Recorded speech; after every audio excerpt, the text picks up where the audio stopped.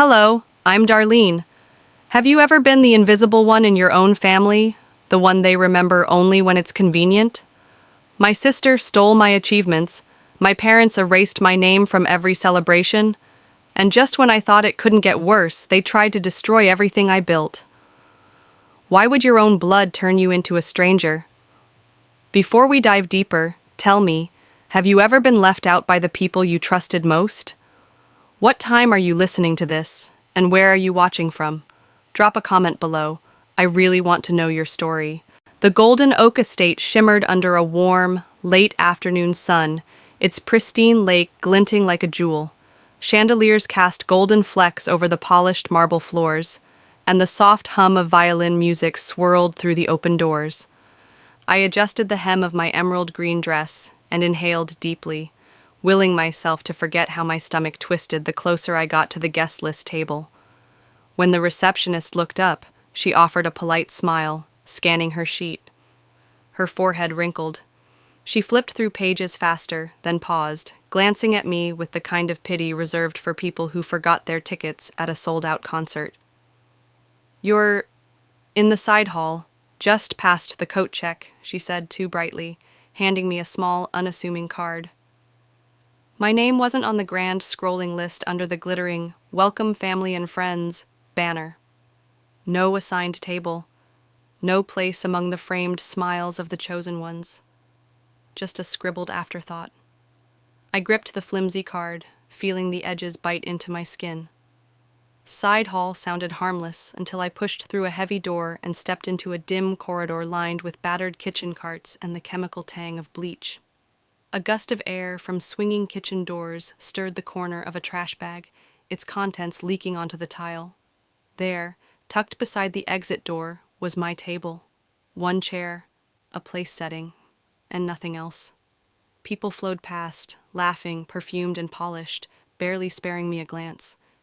Every clink of plates from the kitchen, every whoosh of the garbage door flapping open behind me, hammered the point home. I didn't belong, not really. Maybe I never had. 16 years ago, I sat on the metal bleachers during my college graduation, searching the crowd for my parents. They never came. When I announced my promotion last year, the family group chat went silent, like a balloon popped in an empty room. Shayna, my sister, always the sparkling one, the future doctor, the pride of the family. Me? Just background noise, a useful shadow. I slid into the chair, crossing my legs tightly, trying not to flinch each time a busboy barreled by with another rattling tray of dishes. The lace sleeve of my dress caught on a rough edge of the table. I yanked it free, the tiny rip feeling like a gash across my skin. A sharp click of heels snapped my focus. I caught a glimpse of Shayna posing for photos under a giant floral arch. Our mother stood nearby, adjusting Shayna's veil with tender precision usually reserved for something breakable. I rose and made my way toward them, weaving through clusters of people, past the waiting photographers. "Mom," I said, keeping my voice level, "why am I seated in the hallway?" She blinked at me once, a slow drag of mascara-coated lashes. "We had to prioritize close family," she said with a quick shrug, turning back to fluff Shayna's train. I stood there, suspended between shock and something older, colder. "I am close family," I said. Her smile was frosted glass, polite but impenetrable. "Of course, darling," she said, already halfway back into conversation with a distant cousin I hadn't seen in years. I turned and walked away, the low buzz of their laughter trailing after me like a wasp. In my hand, I still clutched the crumpled card, Table H, Side Hall, as if it were proof of something no one else would ever admit. By the time I reached the window overlooking the lake, the celebration behind me was a dull roar, muffled by layers of glass and years of growing silence. My reflection stared back, a woman in a beautiful dress, standing very much alone. I smoothed the card flat against the windowsill, letting my fingertips linger over the ink like it might rewrite itself if I just tried hard enough. This time, I wouldn't sit quietly in the hallway. The ballroom's laughter floated toward me like smoke slipping through a cracked door.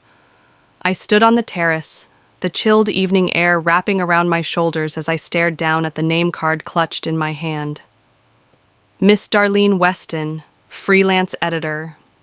I ran my thumb over the cheap print, each letter mocking the title I had fought tooth and nail for, Vice President of Corporate Strategy. It wasn't a mistake, it was a message. The clink of champagne glasses inside the ballroom sharpened the edge of my humiliation. I tucked the card into my clutch, straightened my shoulders, and headed back inside. I found my father near the bar, chuckling with Shayna's father-in-law, nursing a bourbon in one hand. His laughter dimmed when he saw me approaching, but he didn't excuse himself. I touched his arm lightly. "Dad." A word. Reluctantly, he peeled himself away and followed me toward a quieter alcove. "Why does my name say freelance editor?" I asked, keeping my voice even, the way you hold a boiling pot with potholders. He glanced at his glass like it held answers. "Does it matter, Darlene?" "You're here, aren't you?" His voice lowered, annoyed. "Don't create a scene. Not tonight. Not tonight. Not ever." I stepped back, the words slamming harder than any shout. It was easier to pretend it was all fine than to admit I didn't fit the glossy family photo they wanted to frame tonight. 16 years ago, I stood on stage at my middle school spelling bee, scanning the bleachers for my father's face. He had left after the first round, a meeting, more important than my final word. On my 18th birthday, Shayna's party was a full-blown bash with a DJ and a chocolate fountain. Mine had been a quick dinner and a Target cake because things were tight. Last year, when I texted my promotion news, the biggest moment of my career, it sat there, unread for 2 days before he finally responded, "Good for you." I returned to the hallway, the side hall that reeked of wet linens and old disappointment. Voices floated past from Shayna's bridesmaids, giggling like conspirators. "Isn't she the sister with the attitude?" one of them whispered. My chest tightened, but I didn't turn. I walked, letting my heels click sharply against the tile, each step a hammer driving a spike into the ground between us. It wasn't just that they forgot me, they erased me. In the side garden, fairy lights flickered weakly against the creeping dusk. I found a bench and collapsed onto it, dragging my phone from my clutch. An old photo stared back at me. Me and Dad, fishing at Lake Marion, muddy boots and sunshine. I deleted it with one sharp flick. Next time they misname me, I'll write my own damn name. A twig cracked nearby. I glanced up to see Ryan, Shayna's groom, standing awkwardly a few feet away. "You okay?" he asked, his voice careful as if approaching a wounded animal. "Why are you out here alone?" I offered him a brittle smile. "Because I've never really been in there."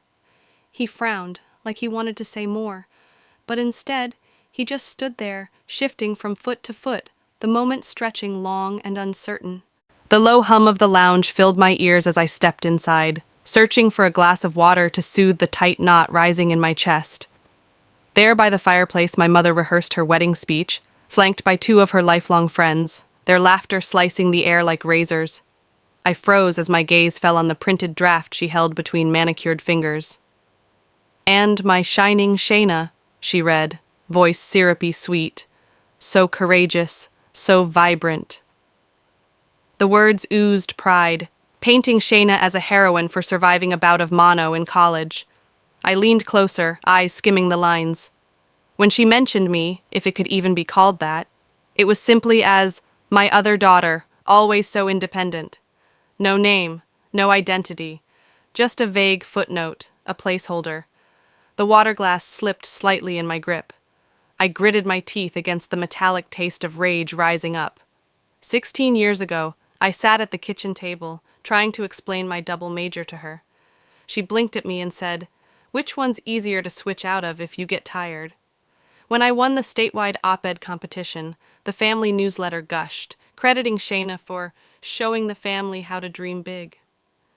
I remembered standing at the bottom of the staircase in high school, overhearing my mother tell a neighbor, "Shayna's a fighter. Darlene, she just manages." I managed. That was the story they'd written for me. I turned on my heel and made my way to the bar, the need for something stronger than water clawing at my nerves. That's when I caught it, the whispered conversation between two of Shayna's bridesmaids. You saw the article, right? About Shayna's charity work? Incredible. Oh, absolutely. Saving all those families. What a heart. My stomach twisted. A creeping horror unspooled inside me.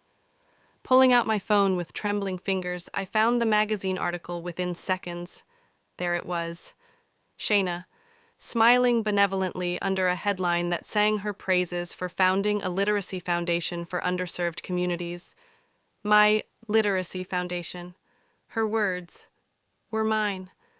Word for word, ripped from the grant applications, speeches, and mission statements I had bled over for years, but now credited to her, not even a passing mention of me. I swallowed the scream clawing up my throat. I took screenshots, page after page. My heart thundered, but my face remained composed, cool. Rage without witness was useless. I would not grant them the spectacle they craved. Not yet. Pocketing my phone, I headed toward the powder room, my heels clicking in rhythmic defiance against the polished marble floor. That's when Angela, Shayna's soon-to-be sister-in-law, caught my arm with surprising urgency. You didn't hear this from me, she said, voice low, eyes darting around. But she's building a story without you in it. I studied her for a long, frozen second. Her face was earnest, almost guilty. I tilted my head, the ice inside me finally hardening into something sharper. Then it's time I write the ending myself. The late afternoon sun was sliding behind the pines, throwing long shadows across the patio where cocktail hour buzzed with polite laughter. I stood at the edge, swirling my glass of water, watching them all. Carefully, I stepped forward and found my mother, who was laughing with one of Shayna's old school teachers.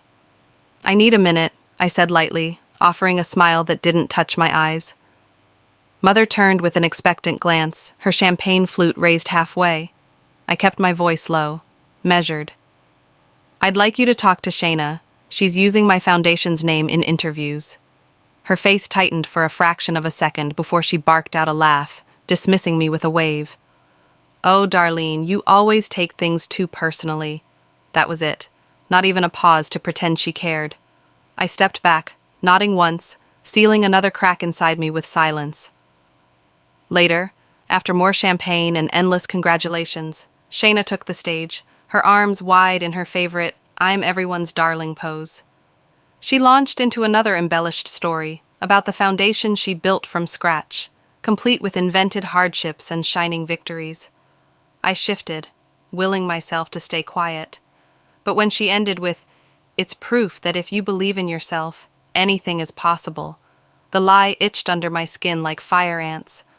I lifted my voice just slightly. Actually, the foundation...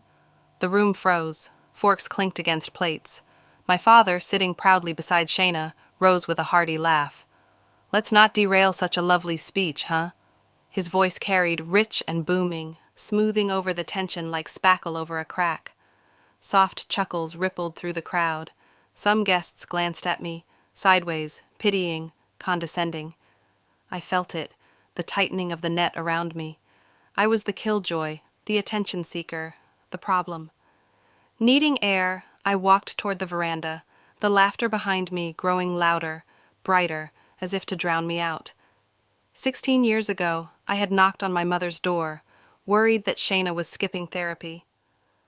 "Why can't you just be happy for her?" Mom had snapped, her arms crossed tight. "You sound jealous." That word had hung around my neck like a lead weight ever since. Jealous, negative, impossible. The labels hadn't changed, they'd only gotten louder.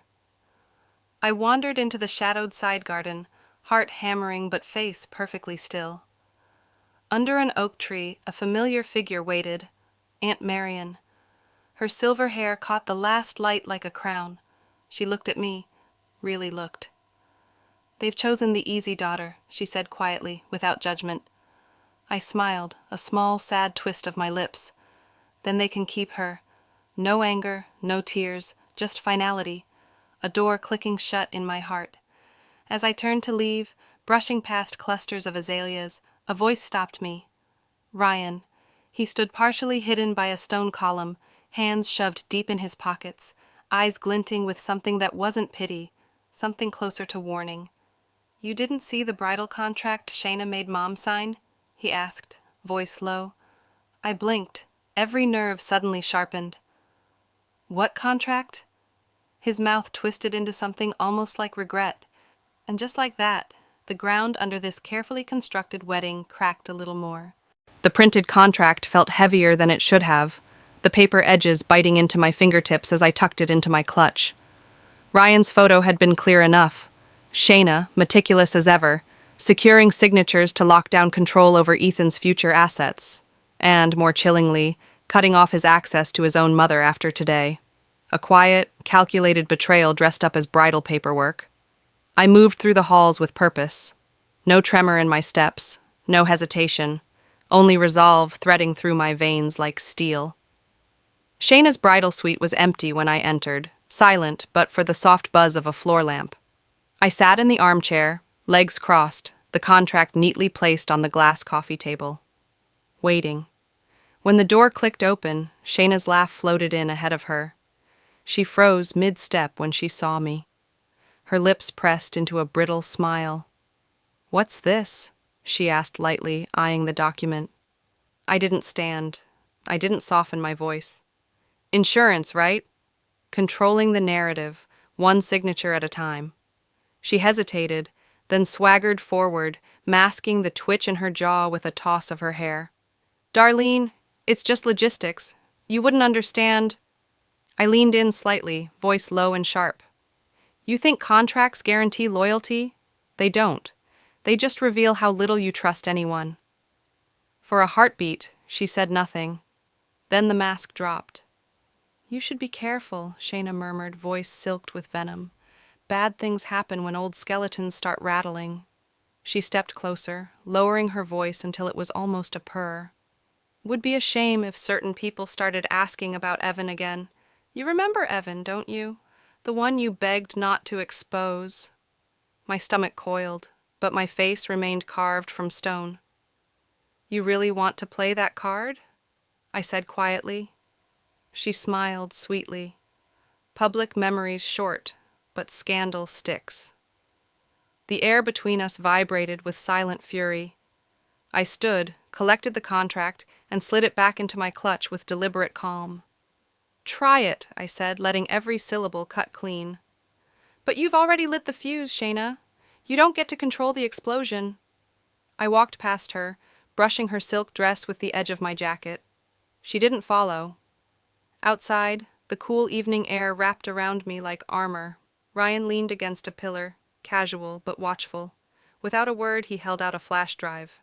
"This has everything you need if she pulls that stunt," he said. "Proof, dates, witness statements, enough to bury any story she tries to twist." I took it, feeling its tiny weight settle heavily in my palm. "You're not alone in this anymore," Ryan added, voice firm. For the first time all day, something inside me shifted. Not hope, exactly, but something just as powerful. Readiness. The mic felt foreign in my hand, cold and expectant. I forced a smile as the room turned toward me, 100 faces flickering with anticipation and wine-flushed cheer. Shayna's glittering eyes met mine across the table, a smirk hiding behind her champagne flute. "A toast," I began, voice low but sure, "to love, to honesty, to futures built not on secrets, but trust." The silence after the first clink of glasses was brittle. I could almost hear it cracking as I pivoted.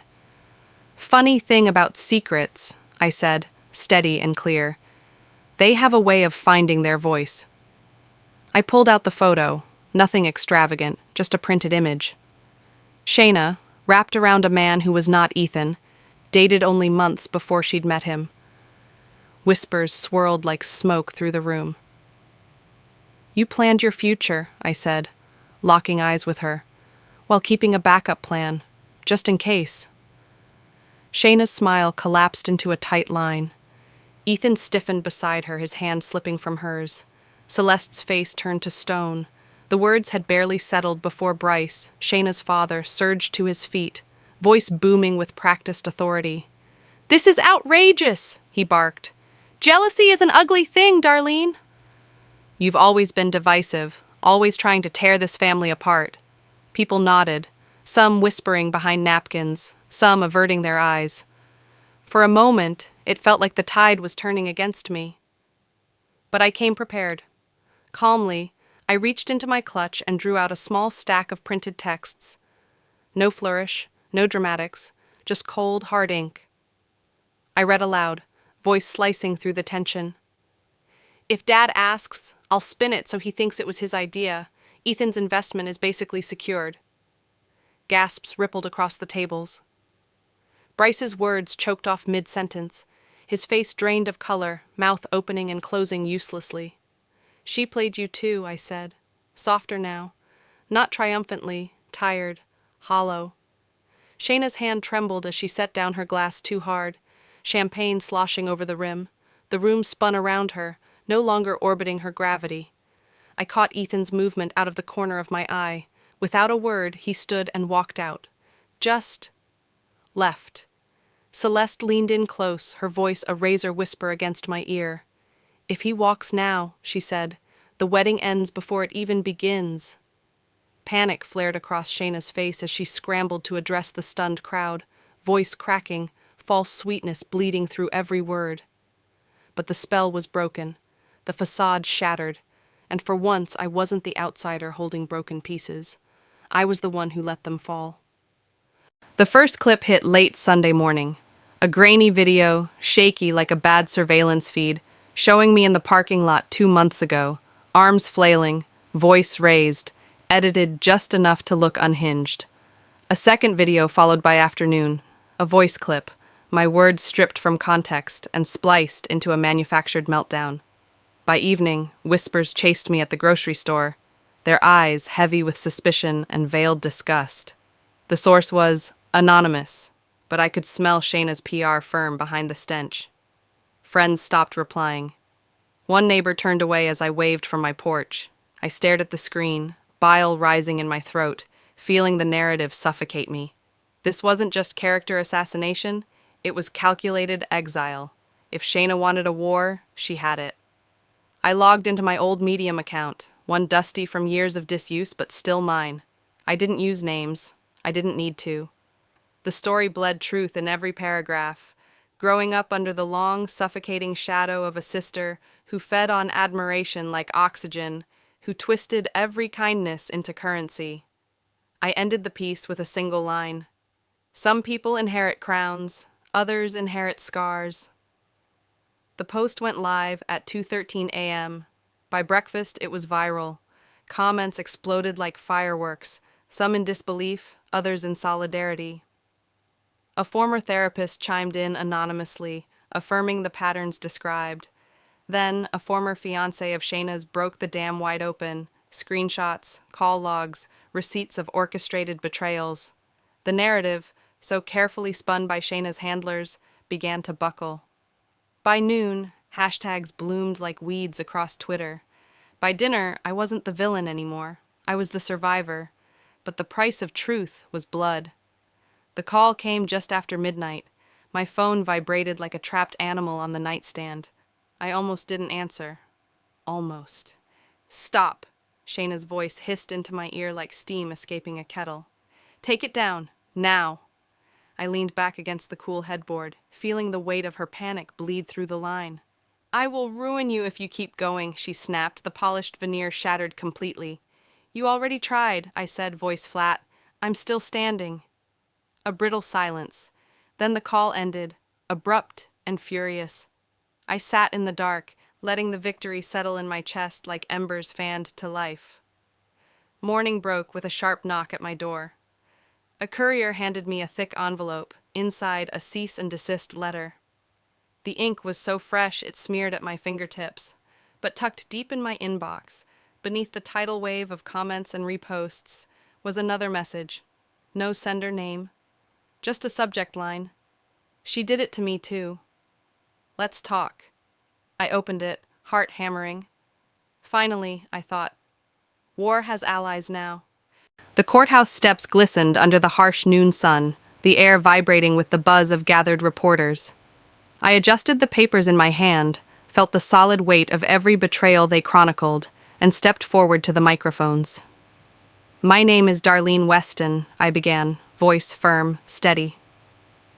Today, I am filing a civil lawsuit against Shayna Weston and my parents, Celeste and Bryce Weston, for financial fraud, public defamation, and intentional emotional distress. The clicks of camera shutters filled the pause I left hanging. Faces leaned in, hungry. I didn't flinch. Injustice thrives in silence, I said. I refuse to be silent anymore. Back home, the evidence surrounded me like a fortress. Stacks of email printouts, flash drives, spiral notebooks filled with dates, quotes, snapshots of every gaslight, every stolen achievement, every rewritten memory. I scrolled through audio files on my laptop, stopping at one where Shayna, slurring her words at a bachelorette party, laughed. She doesn't deserve any of this, but I wanted it more. I sent it to my attorney without hesitation. The walls that had caged me for decades were finally crumbling. The morning after the press conference, the news cycle spun faster than even I expected. Social media exploded. Talk shows debated. Comment sections lit up with fury and disbelief. Then my mother did something I never saw coming. Celeste Weston, in pearls and a grim smile, appeared live on Good Morning Charleston. She clasped her hands in her lap, took a breath, and said, "I can no longer protect the version of events we've allowed to stand. I love both my daughters, but covering for one has cost me the other." The interviewer leaned in, visibly startled. "My silence hurt, Darlene," she said. "I won't be silent anymore." The screen faded to black, but the ripple had already spread. Family members texted apologies, or bitter blame. Lines drawn decades ago blurred, shattered, rearranged. I sat alone in my living room, watching the morning light refract through the window like a prism. For the first time, I didn't feel invisible. That evening, outside the TV station's parking lot, I heard the click of expensive heels against asphalt. I turned to see Shayna barreling toward me, her face twisted into something raw and furious. "You had to make me the villain," she spat.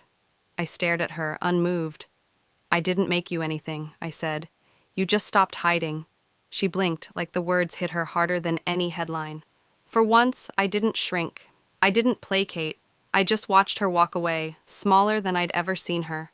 An hour later, my phone buzzed. It was my attorney.